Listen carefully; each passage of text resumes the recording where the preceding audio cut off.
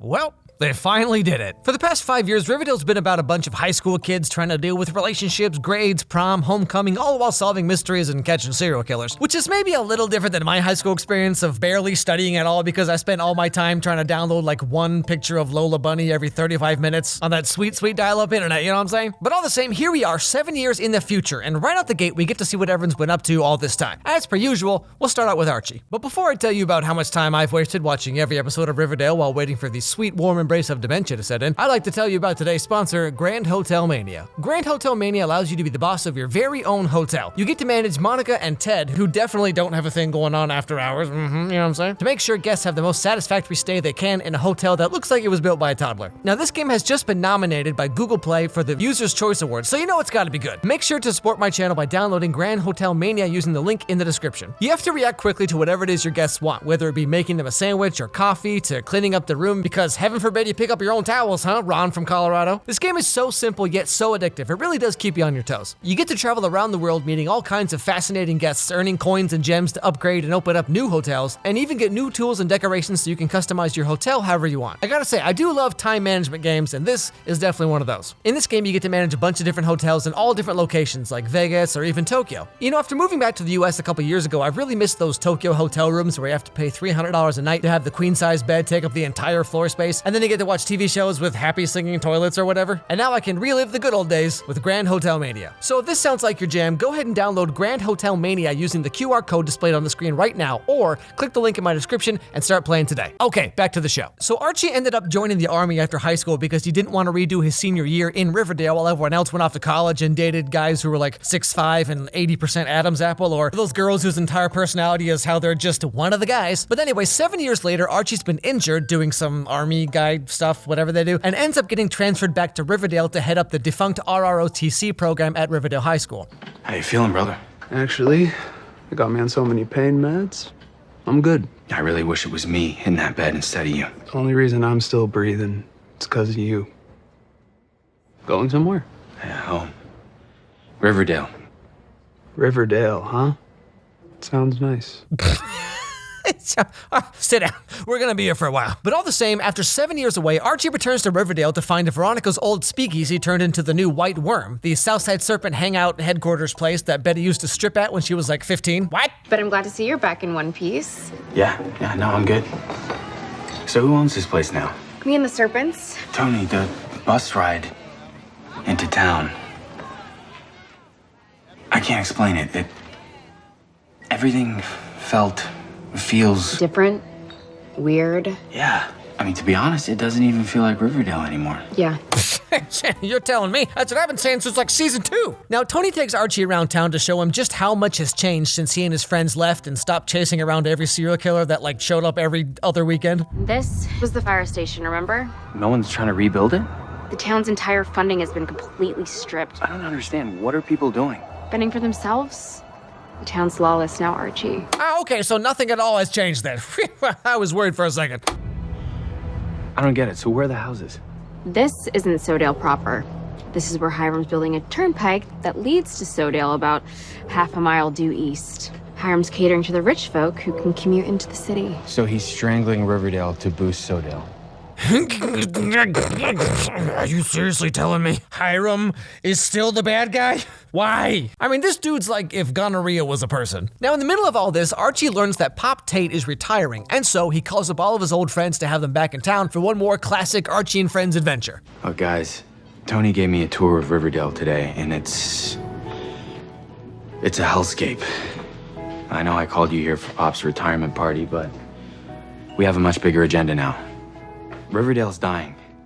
Yeah, Archie, why do you think we all left in the first place? What, you think we want to spend all of our time chasing guys in gargoyle masks and breakdancing Ethel mugs or whatever that was about? I mean, what's next? Oh, look out, it's the Adam Sandler killer who leaves clues about his next victims by using random quotes from Happy Gilmore and Big Daddy. But then in the end, it turns out it's actually Cheryl the whole time because those were the movies that her mom was watching while she was pregnant with her or something. So there you go, CW, I just wrote season 6 for you. But whatever, anyway, the rest of the episode is just kind of catching us up with all the other characters, like Jughead, who went to college in Iowa for creative writing.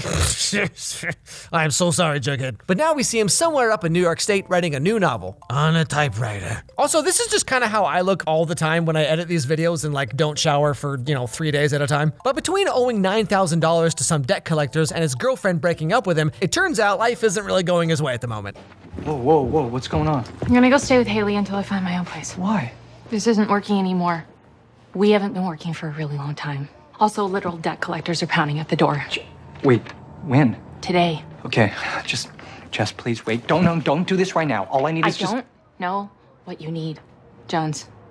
But I'm definitely not it. Oh, come on, he just needs the same thing every guy needs. Hamtaro bedsheets and a life-size Snorlax plushie. What more could you ask for? Then we have Veronica, who's now married to some guy named Chadwick, because of course she is. But she's starting to feel a little suffocated by this guy who just kind of wants her to stay home and make a baby.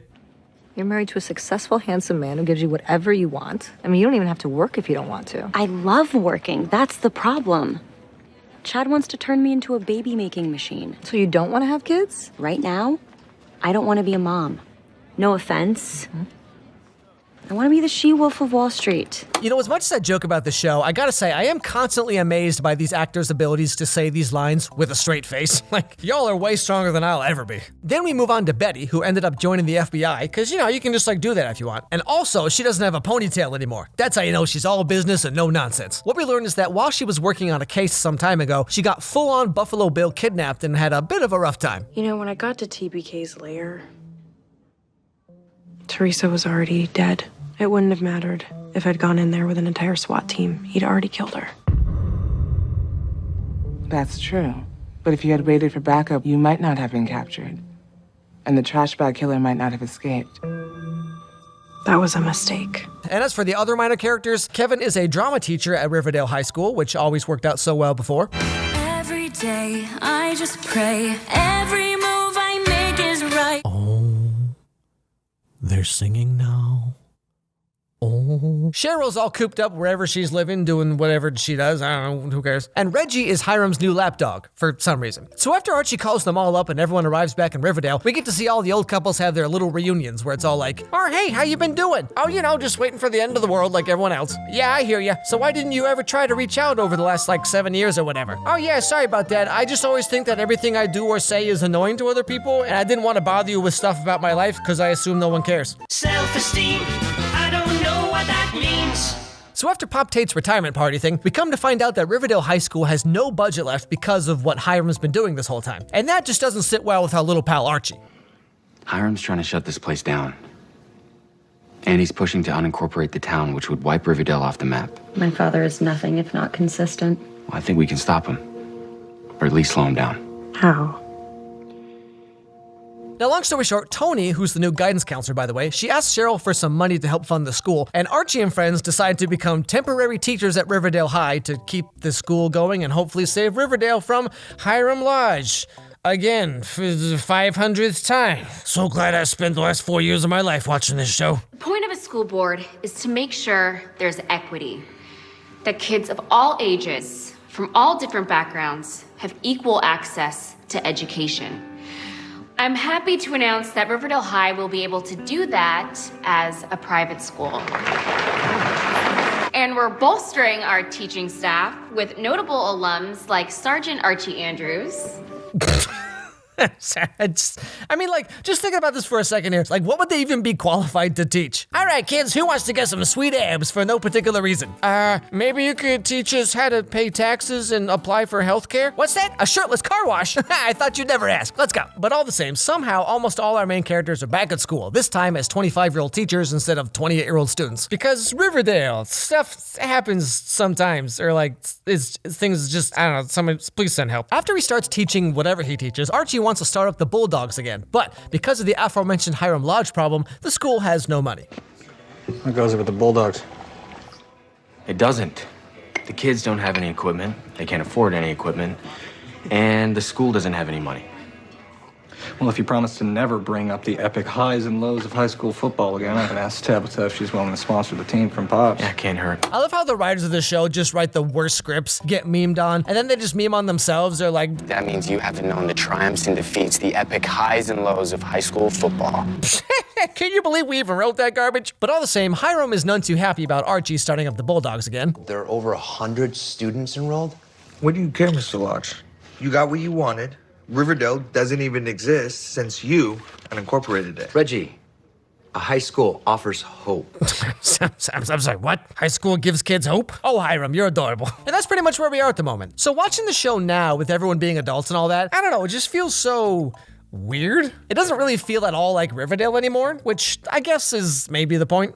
You know, I said this a little bit in the video, but the whole thing about Riverdale is that it was high school kids doing, you know, trying to keep up with all of the high school stuff, like doing tests and you know, going to prom. And it was about all of that, plus they were like solving mysteries and like serial killers and the Black Hood and whatever. But now that they're all adults, it just feels like a very different show. And like, you know, not that the old Riverdale was better necessarily, but I mean, it just like, it's interesting how they're keeping the show going, and yet the whole kind of main hook of the show has been removed, I guess. Like, you know, we have these characters that we followed through high school, and I feel like, you know, I've seen a lot of teen dramas and teen rom-coms, like that's my jam, right? You know, you watch like Vampire Diaries and Pretty Little Liars and Gossip Girl, and it's always about kids in high school, and then they go off to college, right? And like, that's just the kind of the natural progression of how these shows go. You know, they're just kind of skipping that whole part, and like now suddenly they're all like 25, you know, and they're all adults, and I guess, I don't know, it just seems a little weird to me that would make that decision, because I feel like, you know, the people who actually like Riverdale would be,